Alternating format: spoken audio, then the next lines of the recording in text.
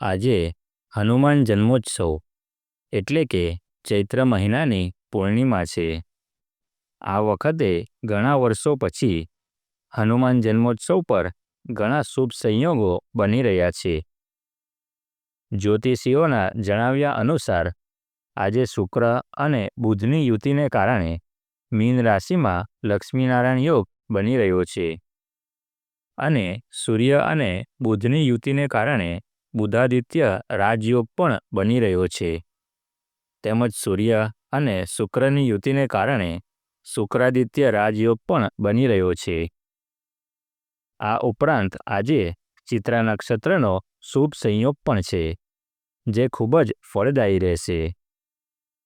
હનુમાન જયંતિ પર રચાયેલો રાજયોગ ઘણી રાશિઓ માટે શુભ સાબિત થશે. આ રાશિઓ પર હનુમાનજીના વિશેષ આશીર્વાદ રહેશે. તો આવો જાણીએ હનુમાન જન્મોત્સવની ભાગ્યશાળી રાશિઓ કઈ છે. પહેલી છે કન્યા રાશિ. પ્રિય કન્યા રાશિના લોકો, આજે હનુમાન જયંતિ પર તમને ભાગ્યનો સાથ મળશે. તમારા અધૂરા કાર્યોમાં સફળતા મળશે. તમારા જીવનસાથી સાથેના સંબંધો વધુ મજબૂત બનશે. તમારો આત્મવિશ્વાસ વધશે. તમને જે કંઈ જોઈશે તે ઉપલબ્ધ થશે. તમને રાજકીય લાભ મળશે. તમને વ્યાવસાયિક સફળતા મળશે. તમને ઉચ્ચ અધિકારીઓનો સહયોગ મળશે. બીજી છે મેષ રાશિ.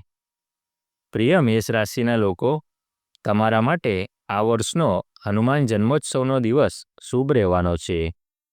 જીવનમાં શુભતા આવશે. તમને વ્યવસાયમાં પ્રગતિ મળી શકે છે. સ્વાસ્થ્ય સારું રહેશે. જમીન, મકાન અને વાહન ખરીદવાની શક્યતાઓ છે. તમારા જીવનસાથી સાથેની સમસ્યા દૂર થઈ શકે છે. તમારા રોજગારમાં પ્રગતિ થશે. ત્રીજી છે કુંભ રાશિ. પ્રિય કુંભ રાશિના લોકો, તમારા માટે હનુમાન જયંતિનો તહેવાર શુભ રહેશે. તમારા વ્યવસાયમાં પ્રગતિની શક્યતા છે. મુશ્કેલીઓનો સામનો કરવામાં તમે સફળ થશો. તમારી આવકમાં વધારો થવાની સાથે તમને પ્રમોશન પણ મળી શકે છે. શત્રુઓ પર પ્રભુત્વ રહેશે. તમારામાં સારા ગુણો આવશે અને તમને જ્ઞાન પ્રાપ્ત થશે.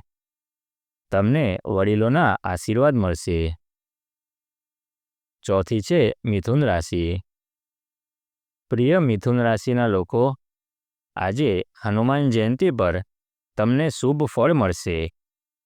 નોકરીમાં ઉચ્ચ અધિકારીઓનો સહયોગ મળશે. પ્રગતિની તકો મળશે. શત્રુઓનો પરાજય થશે. નજીકના સમયમાં કોર્ટમાં વિજય શક્ય છે. અમુક બગડેલા કામ પૂરા થશે. યાત્રાની સ્થિતિ ઊભી થઈ શકે છે. તમે ધાર્મિક બની રહેશો. મિત્રો, એ પણ જણાવી દઈએ કે આજે ચૈત્ર પૂર્ણિમાએ ચિત્રા નક્ષત્રનો યોગ પણ છે. આવી સ્થિતિમાં આ પૂર્ણિમા વિશેષ ફળદાયી રહેશે. આ તિથિ પર ગંગામાં સ્નાન કરવા અને દાન કરવાથી મોક્ષના દ્વાર ખુલશે. પંચાંગ અનુસાર ચિત્રા નક્ષત્ર આજે 12 એપ્રિલે સાંજે 6:08 શરૂ થશે અને 13 એપ્રિલે રાત્રે 9:11 સમાપ્ત થશે. આજે ચંદ્રની વિધિપૂર્વક પૂજા કરવા પર વ્યક્તિને ઈચ્છિત ફળ પ્રાપ્ત થશે. પૂર્ણિમાની તિથિ ચંદ્રને સમર્પિત છે. જેમને ચંદ્રની મહાદશા, અંતરદશા અને પ્રત્યંત દશાના શુભ પરિણામો મળી રહ્યા નથી, તેમણે પૂર્ણિમાના દિવસે ઉપવાસ રાખવો જોઈએ અને ચંદ્રની વિશેષ પૂજા કરવી જોઈએ. ડિસ્ક્લેમર: આ માહિતી સામાન્ય માન્યતાઓ અને જાણકારીઓ પર આધારિત છે. અમે તેની પુષ્ટિ કરતા નથી.